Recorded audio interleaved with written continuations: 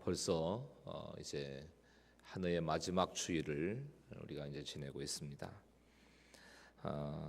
저는 오늘 말씀을 통해서 참 행복의 비결에 대해서 좀 말씀을 드리고 싶은데요. 여러분 지금 생각에 무슨 일이 생기면 너무너무 행복해질 것 같으십니까? 어떤 일이 있으면 행복해질까?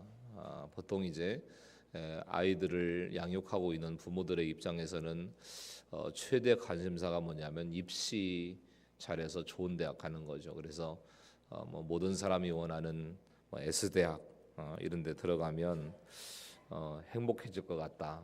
뭐 이런 분들이 계시고요.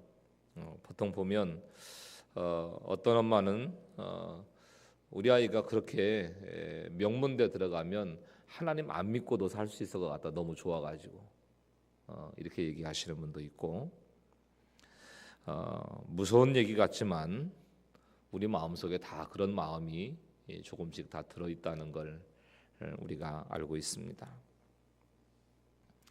또 남편이 연봉이 팍 올라가지고 작년보다 2배 받는다. 그러면 행복해질까요?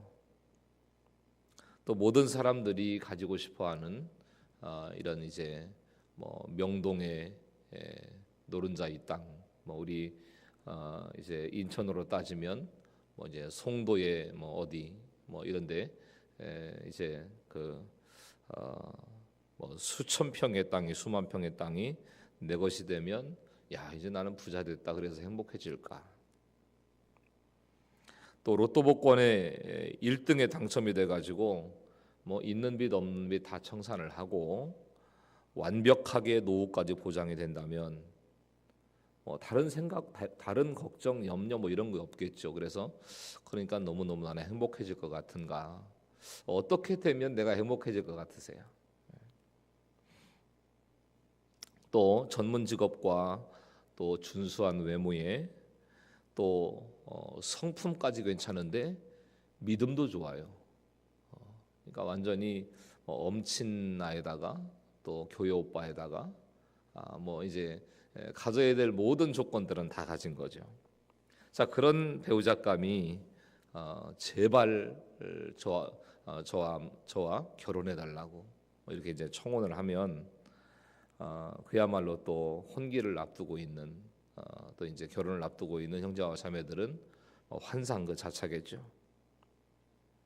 모두가 부러워하는 몸짱 외모를 가질 수 있다면, 또 대박을 터뜨려서 부자가 될 수 있다면, 저 푸른 초원 위에 그림 같은 집을 짓고 사랑하는 님과 함께 한 100년 살 수 있다면, 그러면 더 바랄 것 없고 이제 더 없이 행복한 삶을 살아갈 수 있을 것 같다.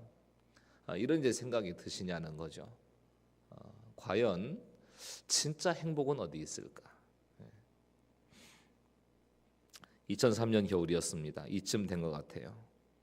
당시 중3이었던 한 남학생이 돌아가신 엄마 시체와 6개월을 살았습니다. 돌아가신 엄마 시체와. 아버지도 다른 형제도 없이 엄마와 단 2식구가 살다가 엄마가 지병으로 숨을 거뒀는데, 이 아이가 이제 중3이다 보니까 무섭기도 하고 또 마땅히 알릴 곳도 없고 며칠을 이렇게 이제 알리지 않고 그냥 지낸 거예요. 그러다 보니까 이게 시간이 지나면서 숨겼다는 사실 자체가 두려운 거예요. 그래서 더 얘기를 못한 겁니다. 처음 얼마 동안 학교에 나갔지만 그 뒤로는 학교도 나가지 않고 전기도 수도도 다 끊어진 집에서 혼자 생활을 했습니다. 한 달, 2달도 아니고 6개월 동안이나 지냈는데 아무도 그 사실을 모른 거예요. 돌아가신 어머니 시신과 함께 살고 있다는 이 사실을 아무도 모른 겁니다. 상황이 더 안 좋았던 것은 이사 온 지 얼마 안 돼서 그런 일을 겪었기 때문에 학교 선생님이나 친구들이 애타게 찾아다녔어도 찾을 방법이 없었다는 거예요. 이런 불행한 이야기들을 듣게 되고 또 이 세상에서 정말 눈물겨운 사연들을 듣다 보면 우리가 행복에 대해서 말하는 게 너무 사치스럽고 미안하게 느껴질 때가 있죠. 이렇게 살아가고 있는 사람들의 모습을 바라보면서 내가 과연 행복을 이야기할 수 있는, 또 편안함을 이야기할 수 있는 이런 위치에 있는 사람인가? 그러나 또 다른 한편으로는 이 세상이 끊임없는 불행과 슬픔과 눈물이 있는 곳이기에 우리가 행복을 이야기할 필요가 있다는 거죠. 그렇다면 무엇이 진짜 행복이냐? 인생에도 어떤 것이 진정한 행복인지, 어떻게 하면 그 행복을 누릴 수 있는지를 우리도 알아야 되고 우리의 자녀들도 알아야 된다는 거죠. 가르쳐야 되는 거예요. 그래서 뭐가 진정한 행복인지를. 사도 바울은 오늘 본문 1절과 2절 말씀 가운데서 그런즉 육신으로 우리 조상인 아브라함이 무엇을 얻었다 하리요? 만일 아브라함이 행위로서 의롭다 하심을 받았으면 자랑할 것이 있으려니와 하나님 앞에서는 없느니라, 이렇게 말씀을 합니다. 여러분 아시듯이 사도 바울은 로마의 음침한 감옥에서도 하나님을 찬송했고 감사와 기쁨이 넘치는 사람이었어요. 그는 환경에 빼앗지 못하는 큰 행복을 누리고 살았습니다. 사실 얼마 안 있으면 죽을지도 모르는 사형수의 입장에 서 있는 사도 바울 아니겠습니까? 근데 그 사형수의 신분도 그의 행복을 빼앗을 수가 없었다는 겁니다. 그러니까 바울처럼 진정한 행복한 사람은 자랑할 것이 없으나 자랑이 넘치는 사람이라는 거예요. 너무너무 자랑이 차고 넘치는 사람입니다. 바울이 존경하는 아브라함도 육신으로는 얻은 것도 자랑할 것도 없다고 말씀을 해요. 다시 말하면 행위로서는 자랑할 것이 없다는 거예요. 행위로서는. 하나님께서 아브라함에게 너는 너의 고향과 친척과 아버지의 집을 떠나 내가 내게 보여줄 땅으로 가라, 이렇게 명령하셨는데 아브라함은 아버지 데라와 조카 롯을 데리고 떠나죠. 그러니까 친척과 아비 집을 못 떠난 거예요. 친척과 아비를. 하란에 머물다가 아버지가 죽었는데도 여전히 친척인 롯을 포기하지 못합니다. 세겜에서는 예배라도 잘 드렸는데 기근이 드니까 금방 가나안을 벗어나서 애굽으로 가요. 기근을 피해서. 게다가 애굽에 가서는 죽는 게 두려워가지고 아내를 누이라고 속이고 왕에게 보내까지 하는데 그것도 한 번도 아니고 두 번씩이나 그럽니다. 아내가 아니고 누이다, 그러니까 왕한테 가라. 또 하나님께서 네 몸에서 날짜가 약속의 자손이다, 이렇게 가르쳐 주셨는데도 아이가 하도 안 생기니까 여종 하갈을 취해가지고 이스마엘을 낳죠. 그러니까 하나님이 약속하신 대로 아내 사라가 이삭을 낳은 뒤에는 하갈과 이스마엘을 또 내쫓아 버립니다. 자, 우리가 아브라함을 얼마나 대단하게 여깁니까? 막 믿음의 조상, 축복의 조상, 복의 근원, 대단하게 우리가 여기는 아브라함도 걸리는 죄목이 이렇게 많아요. 인간적인 약점이 이렇게 많다는 거예요. 그러니까 아브라함은 하나님의 약속을 받고도 끊임없이 죄를 지었습니다. 완전한 순종이 안 되는 거예요. 완전한 순종. 그런데 로마서 4장 3절 말씀 가운데는 이렇게 말씀을 하죠. 다 같이 읽겠습니다. 시작. 아브라함이 하나님을 믿음에 그것이 그에게 의로 여겨진 바 되었느니라. 자, 아브라함이 의인으로 여겨졌다는 말씀이에요. 그가 하나님을 믿음에, 믿음이 조건이 아니라 방법이 돼서 의롭게 됐다는 것입니다. 하나님이 아브라함에게 믿음을 주시고 할례를 행하시고 그로부터 500년 뒤에 하나님의 율법을 주셨는데요, 믿음의 조상으로 기억되게 하셨다는 것입니다. 무슨 얘기냐면 자랑할 게 없는데도 자랑할 것이 있게 하신 하나님이시라는 거예요. 자랑할 게 없었어요. 자, 그렇다면 우리의 삶을 이야기하셔야 되죠. 우리의 삶. 내가 가장 자랑하는 게 뭐예요? 내 인생 가운데서 내가 가장 자랑스러운 것, 내가 자랑하고 있는 것. 자, 그렇게 질문을 해보시고 내가 이렇게 부족한데도 하나님께서 나를 인도하셨다는 것이 하나님의 특별한 사랑을 받았다는 최고의 자랑이라는 이 사실을 알고 있냐는 거죠.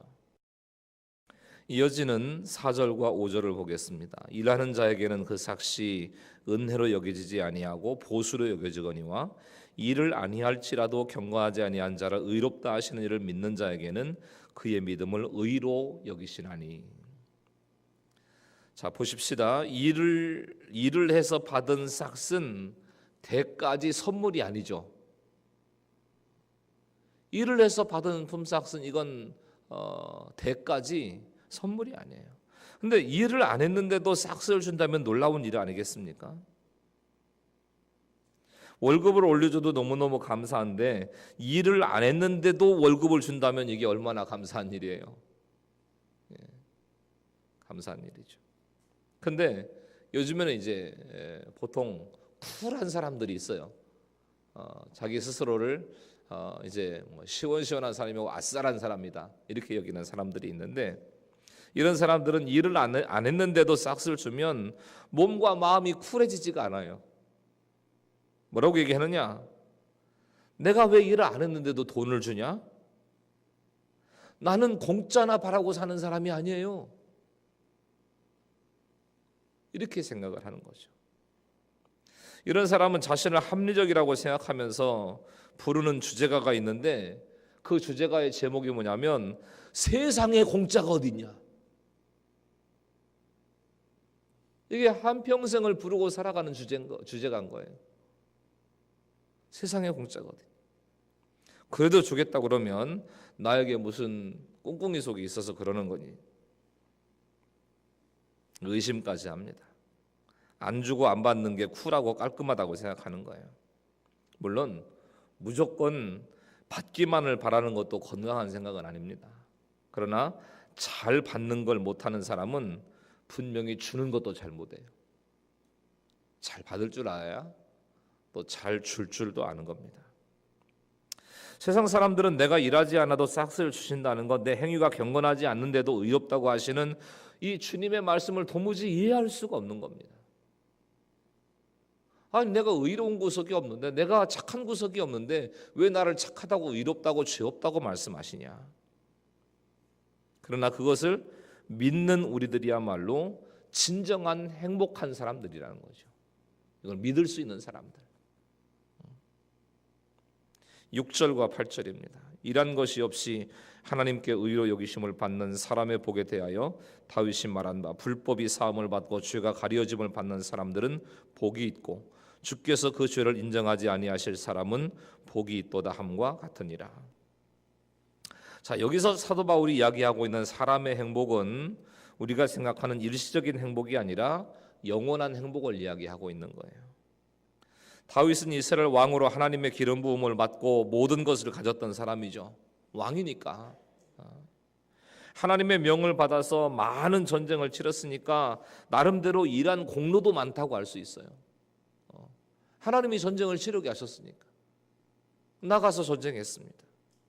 그런데 일한 것이 없이 의로 여기심을 받는 행복에 대해서 다윗만큼 잘 아는 사람이 없대요. 다윗이야말로 불법과 죄를 가리우심 받는 복을 제대로 경험한 사람이기 때문에 그렇습니다. 세상의 행복은 돈과 권력과 승리와 쾌락과 명예에 있지만 다윗은 그게 행복이 아니라는 걸 안 거예요. 얼마나 대단한 걸 가졌냐, 누렸냐, 그리고 이제 힘이 있느냐, 이게 아니라는 거죠. 그런데 다윗이 이 사실을 저절로 알게 된 게 아닙니다. 어떻게 알게 됐는가? 자신의 죄를 깨달음으로써 알게 된 거예요. 자신의 죄를 보기 시작하면서 돈과 권력과 승리와 명예를 다 가진 자신이 그 권력으로 부하의 아내인 밧세바를 범하죠. 그 권력으로.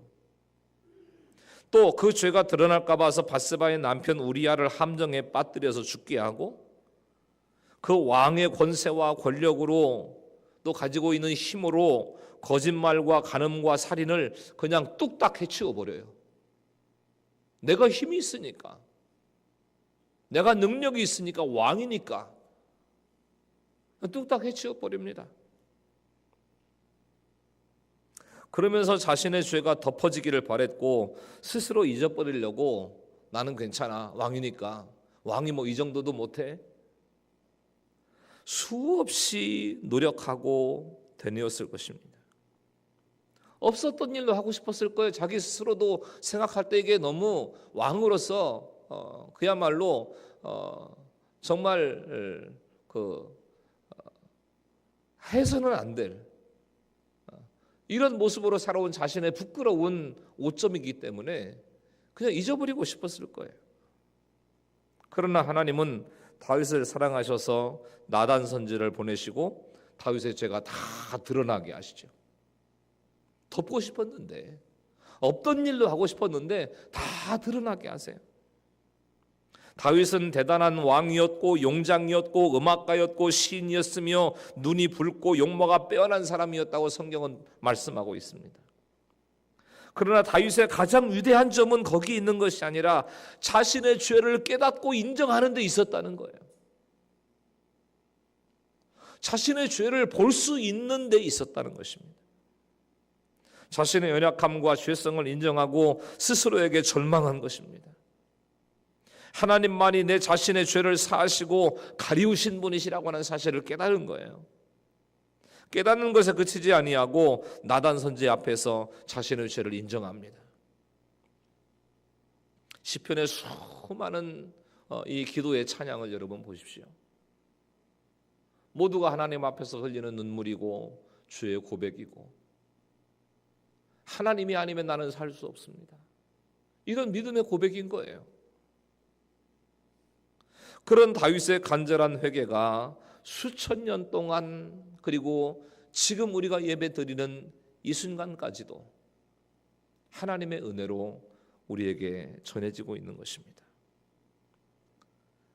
진정한 사람의 행복은 바로 여기에 있는 거예요.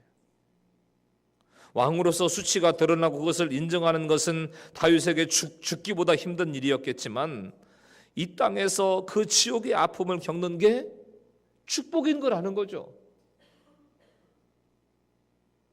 이 땅에서 그걸 겪지 않으면 진짜 지옥의 형벌을 겪어야 되니까.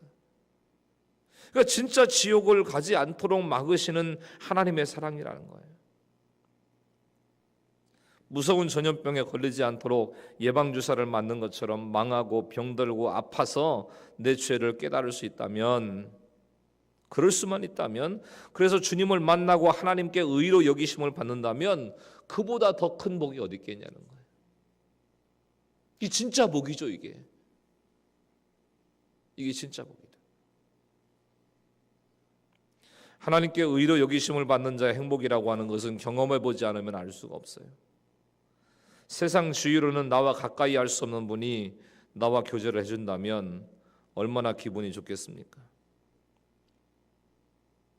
예를 들어서 뭐 좋은 인상을 받고는 있지는 않지만 그래도 현 시대에 있어서 가장 강력한 나라의 대통령이 트럼프니까, 트럼프 대통령이 뜬금없이 나는 양 목사님을 만나보고 싶어가지고 이번 송구영신 예배는 행복한 묵성교에서 드린다고 이러고 뉴스가 떴다고 생각을 해보세요. 난리가 날 겁니다. 아마 난리가 날 거예요. 하물며 무엇이든지 하실 수 있고 주실 수 있는 분이 아무 대가 없이 내 허물을 덮어주고 모든 문제를 해결해 주시니 이게 얼마나 든든하고 행복한 일이라는 거예요. 이 세상에 그 어떤 것이 문제가 아닌 거죠. 자, 예를 들어서 내가 사형에 해당하는 죄를 지었다고 생각해 봅시다. 그건 사형 당하지 않고는 벗어날 수 없는 죄인 거예요. 후회도 소용없고 돈으로 해결할 수도 없는 그런 죄를 진 겁니다. 이 죄 때문에 가족과 다른 사람들까지도 고통을 겪게 됐어요. 근데 그때 대통령에게 있는 특별 사면권, 그 특별 사면권을 이제 사용을 해가지고 특별 사면을 해준다면 그 사면장 하나로 사형 선고가 철회되고 모든 문제가 해결된다고 그러면 여러분 어떻게 하시겠어요? 저는 사양할래요. 저 원래 죄가 많아가지고 뭐 사면 이런 거 저는 받을 수 있는 그런 자기가 안 돼요. 그냥 죽고 끝낼게요. 그러시겠습니까? 아니면 그 사면을 받아들이시겠습니까? 왜 나를 사면시키냐고. 나를 사면시키는 대통령의 저의가 뭐냐고 따지고 의심할까요? 난 이딴 사면장 따위는 필요 없다고 그냥 사형 집행 당해 죽겠다고 이러다 죽게 내버려 두라고 나한테 관심 끄라고 이러고 죽겠습니까? 그럼 만약에 그러는 사람이 있다면 그 사람은 자신의 죄 때문에 죽는 게 아니에요. 사면장이 왔는데도 불구하고 그거를 거절해서 죽는 거죠. 살 수 있는 길이 있는데도 살 수 있는 길을 거절해서 죽는 거라는 말이에요. 우리는 다 경건하지 못한 사람들입니다. 우리에게 경건한 구석이 어디 있습니까? 선한 구석이 어디 있어요? 모두가 죄인입니다. 우리는 우리의 죄 때문에 죽는 게 아니에요. 그 죽음을 피할 사면장이 나에게 왔는데도 필요 없다고 거절하기 때문에 죽는 겁니다. 나는 필요 없다. 살아날 길을 알려줘도 당신이 무슨 말 하는지 내가 다 알아. 한 번만 더 하면 100번이다. 100번. 내가 절대 예수 믿는 일 없을 거니까 그만 얘기해. 그러면서 영원한 생명에 관한 사면권을 거절하는 사람들이 얼마나 많아요. 나한테는 예수 얘기하지 말라고. 내가 한 번만 더 들으면 100번이라고. 여러분 오늘 말씀 가운데 사람의 행복은 죄를 안 짓는 것이 아니라 죄가 있어도 가리우심을 받는 거래요. 가리우심을 받는 거. 그렇게 우리가 하나님께 우리의 죄를 가리움 받았다면 남의 죄도 가려줄 수 있어야 됩니다. 그런데 우리는 남의 죄가 막 드러나는 걸 좋아해요. 남의 허물이 드러나는 걸 즐깁니다. 저 인간이 원래 저런 인간이었다고 보시라고. 정의의 칼로 남의 죄를 파헤치고 어떻게든 널리 알리는 것을 사명으로 알고 살아가요. 세상이 그렇습니다. 세상. 그러면서 내 죄는 가려지기를 바라는 거죠. 내 은밀한 죄와 내 허물과 내 약점은 죽을 때까지 감추고 싶은 거예요. 그러다 보니까 남의 죄에는 민감하고 내 죄에는 둔감해지는 것입니다. 내 죄는 덮어두고 남의 죄는 밝혀야 되는 거예요. 혹시 내 죄가 드러나더라도 남의 죄가 드러난 다음에 드러나야 돼. 내 죄가 먼저 드러나면 안 돼. 창피하니까. 사람들이 그러기를 원하는 거예요. 한번 생각해 보시자는 겁니다. 아무 대가 없이 주님의 주시는 그 사면장을 죄가 없어서 괜찮다고 혹은 죄가 너무 많아서 받을 자격이 없어서 그렇게 거절하고 있지는 않는지 우리가 주님의 복음 앞에 말씀 앞에 어떻게 반응하고 있는지를 한번 확인해 볼 수 있는 그런 기회가 되실 수 있기를 바랍니다. 그 다음에 9절 말씀부터 12절 말씀까지인데 긴 말씀이기 때문에 제가 읽지는 않겠습니다. 여기에 무슨 얘기가 나오면 할례에 관한 말씀이 나옵니다. 이제 할례는 유대인에게 있어서 가장 자랑스러운 의식이에요. 왜냐하면 그거를 하나님의 백성의 표시로 여겼거든요.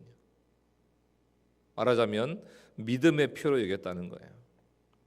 그러나 그 할례는 죄사함의 조건이 아니고 행복의 조건도 아닙니다.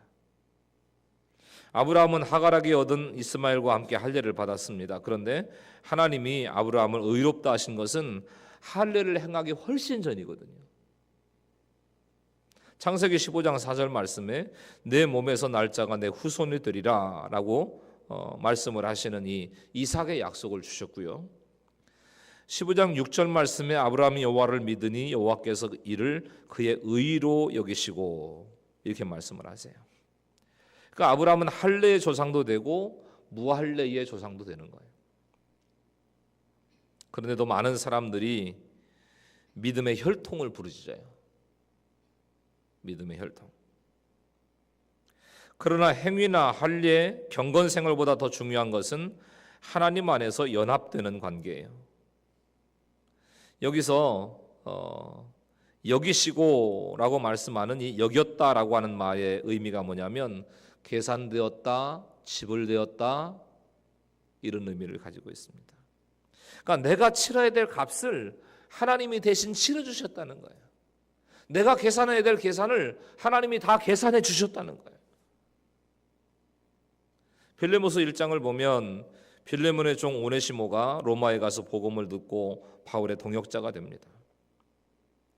근데 오네시모의 신분이 어떤 신분이었는가 하면 그 당시에 주인의 허락을 받지 아니하고 도망쳐 나온 신분이었어요. 주인의 전대를 들고. 그러니까 횡령 내지는 이제 배임 그리고 이제 도망 나온 거죠. 자, 그런 상황 속에서 사도 바울이 빌레몬에게 편지를 씁니다. 빌레몬서 1장 18절 말씀에 그가 만일 내게 불의를 하였거나 내게 빚진 것이 있으면 그것을 내 앞으로 계산해라. 돈 들고 도망친 건 오네시모인데 이 오네시모가 바울 앞에서 이제 회심하고 회개하고 사도 바울을 돕는 신실한 동역자가 된 거예요. 그 모습을 바라보고 사도 바울이 빌레몬에게 편지를 쓴 겁니다. 이 사람에게 어떤 잘못이 있든 어떤 불의가 있든 또 너에게 빚진 것이 있으면 그것을 내 앞으로 계산을 해라.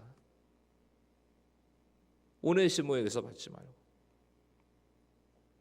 이게 바로 주님께서 저와 여러분을 의로 여기시는 마음이라는 거예요. 내가 갚겠다. 내가 갚겠다. 내가 져야 될 주의 짐을 예수님이 대신 지시고 갚아주신 것, 그것을 믿음으로써 내가 의롭게 여겨지는 것이라는 거죠. 하나님의 은혜 가운데 들어가게 된다는 거예요.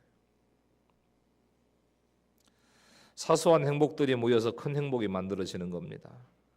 작은 일이라도 크게 기뻐하면 행복해지는 거예요. 근데 아무리 크고 많은 것도 만족하지 못하면 불행합니다. 하나님이 나의 죄를 사하시고 가리워 주시는 것을 깨달을 때만 삶의 사소한 순간에도 행복을 누릴 수가 있는 거예요. 자기 죄를 모르는 사람은 굴러 들어온 행복도 거절해요. 왜 내가 일을 안 했는데도 뭘 주려고 그러냐고. 내가 뭐 얻어먹고 공짜라 바라는 사람인 줄 아냐고. 난 필요 없다고. 자기 의로 가득한 사람. 영국의 한 지방 도시에서 런던까지 가는 수많은 길 가운데서 가장 좋은 길은 어느 길이냐라고 하는 문제를 놓고 그 답을 공모한 적이 있답니다. 1등을 차지한 답이 뭐였냐? 좋은 동행자와 함께 가는 길이다. 좋은 동반자와 함께 가는 길이다. 사도 바울은 복음을 전하면서 끊임없는 핍박과 환난과 결박을 당했습니다. 그러나 사랑하는 믿음의 지체들과 함께 가는 행복을 누린 거죠. 바울에게 세상에서 보이는 화려함이 있습니까? 사도 바울에게 세상에서 얘기하는 교양과 세련미가 있습니까?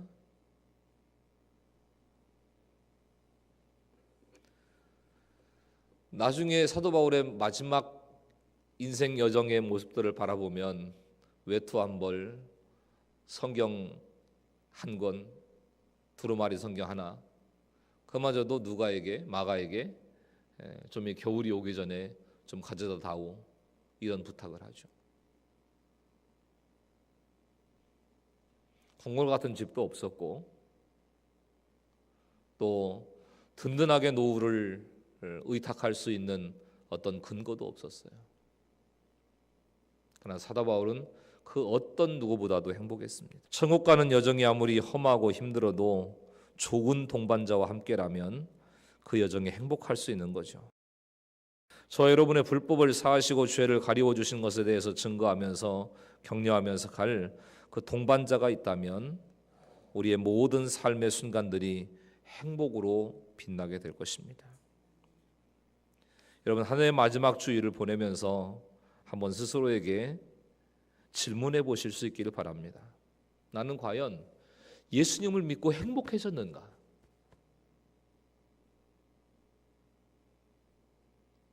나는 과연 예수님을 믿고 행복해졌는가? 다른 어떤 것보다도 내가 뭘 얼만큼 얻었고 얼만큼 이루었고 얼만큼 소유했고 얼만큼 누리고 얼만큼 빛나고 이게 아니고 그저 내가 영원히 죽을 수밖에 없었던 이미 사망 선고가 내려진 인생일 수밖에 없었는데 나를 구원하셨다는 이 구원받았다는 사실이 절대적인 행복이 돼서 뭘 많이 먹었든 또 못 먹었든 이게 아니고 구원받았다는 이 사실이 절대적인 행복이 돼서 나도 행복하고 주변에 있는 사람들에게도 이 행복과 이 생명의 역사가 잘 전해지고 있는지 이걸 생각해 보시면서 이 한 해를 마무리하시고 하나님 허락하시는 은혜의 길 가운데 또 하나님께서 이 시대를 살아가는 가운데 믿음의 좋은 동반자들을 허락해 주시고 함께 주님 된 교회를 섬기고 하나님의 영광 가운데 천국 가는 여정 가운데 함께 할 수 있는 그 은혜를 감사하시면서 이 한 해를 잘 마무리하시고 또 하나님 예비하신 새로운 또 한 해를 맞이하는 우리 모든 믿음의 가족들이 다 되실 수 있기를 예수님의 이름으로 간절히 축원합니다. 할렐루야. 기도하겠습니다.